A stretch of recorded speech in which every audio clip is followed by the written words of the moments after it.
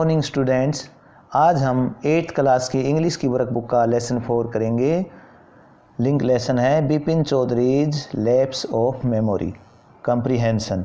A, read the passage and answer the following question. The elephant who forgot. Appu was an adorable baby elephant, but there was one thing about him. He forgot. He forgot what day it was. He forgot to do his homework. He forgot to wish his teacher good morning, and he even forgot to kiss his mother good night. An elephant never forgets, darling, his mother said wearily one day, when she got him ready for the school picnic. Bananas are yellow in color, not pink. Candies are pink and are bad for your teeth. Bananas are good for you, and elephants are supposed to trump, not bark. यानी कि जो elephant हैं वो चिंगाड़ते हैं, भौंकते नहीं। Now will you remember that? Keep trying, son, said Papa Elephant, and don't let anyone get you down. Appu started for picnic from his school. Hearing a thunderbolt, all the baby animals ran here and there, and Appu was not found anywhere by the teachers. Appu fell into a hole, and as he was crying for help, he remembered elephants trumpet. I remembered, he shouted. Elephants trumped, and raising his pointed little trunk, he trumpeted away loud and clear. Hearing his trump, his teachers helped him to get out of the hole where he had fallen.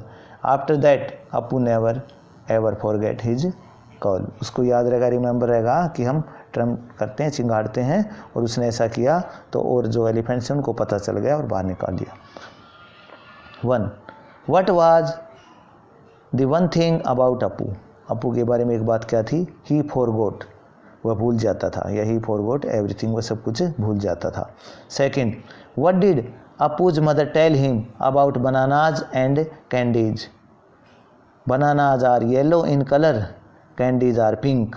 Bananas are yellow in colour, candies are pink. Third, how did Appu come out from the hole? Appu hole से बाहर कैसे आया? He trumpeted and his teacher helped him to get out of the hole. He trumpeted and his teacher helped him to get out of the hole. Fourth, why did the baby animals run here and there? They ran hearing a thunderbolt. They ran hearing a thunderbolt. Next page है working with language. Grammar. A. Plurals. Example, book shelf singular and books shelves plural, यानी हमने singular के plural बनाने हैं। Give the plurals of the following words. Leaf, F हटके V E S आ जाएगा, leaves. Lady, Y हटके I E S, ladies. Sheep का सिप रहेगा। आर्मी, वाई हटके I S, armies. Knife, F E हटके V S, knives. Fish, fishes, E S लग जाएगा। Bench, benches. Wolf, wolves. Tooth, teeth. Cyclist, cyclist S लग जाएगा। Man, man ये आ जाएगा, प्लूरल बन जाएगा। Child, children. B, collective noun. A herd of cause.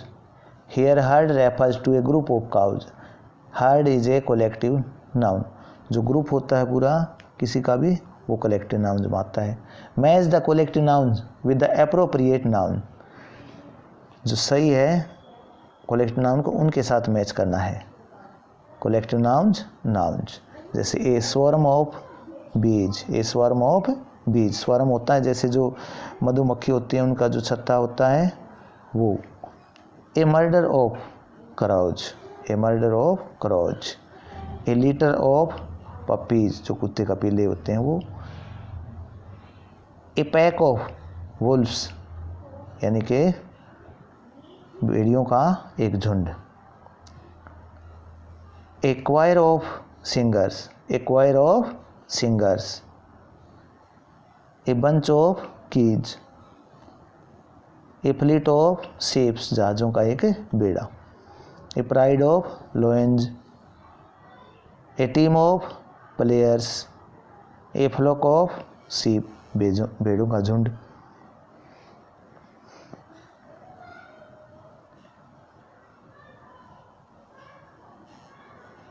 Next page.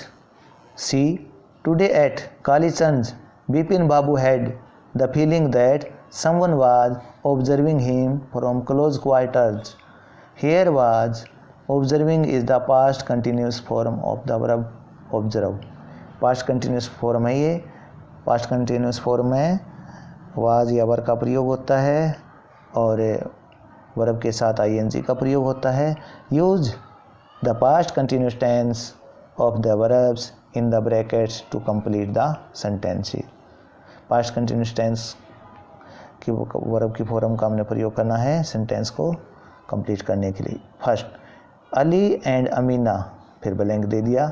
स्क्रैबल when Varun called, play, तो यहाँ पर प्लूरल है इसलिए वर आ जाएगा। Ali and Amina were, ing लग जाएगा प्ले का, were playing Scrabble when Varun called. Second, I blank to music so I did not hear the doorbell, was आ जाएगा और ing लग जाएगा लिसन के। I was listening to music so I did not hear the doorbell. Third, Ravi's aunt arrived from Patna last night while he blank sleeping, was sleeping. Ravi's aunt arrived from Patna last night while he was sleeping. Fourth, grand father, फिर blank दे दिया। For us when we got off the train was waiting. Anita blank a letter when the phone rang was writing. Anita was writing. Kiran a film on TV was watching when the light went off.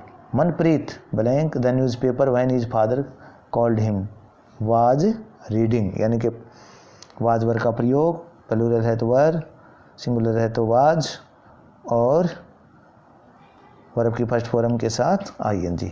D, fill in the blanks with the past continuous form of the verbs in the box.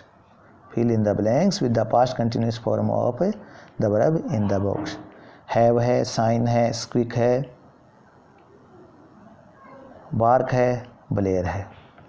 Last night I couldn't sleep at all, there was so much happening. The mice were squeaking, जो चींची की आवाज़ करते हैं उसको squeak बोलते हैं वर।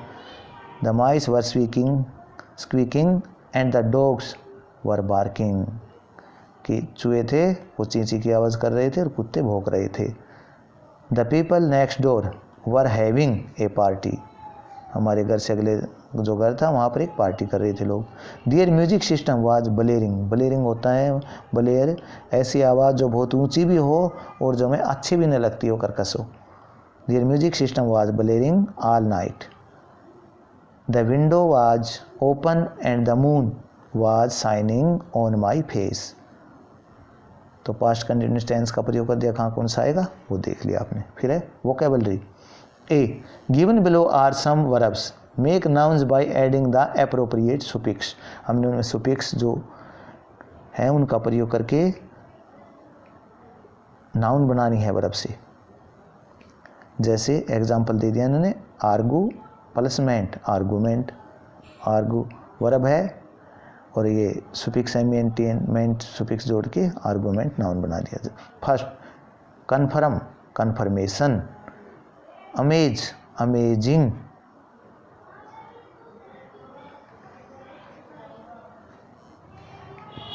Next page. Third, enjoy, enjoyment. Fourth, calculate, calculation. 5, execute, execution.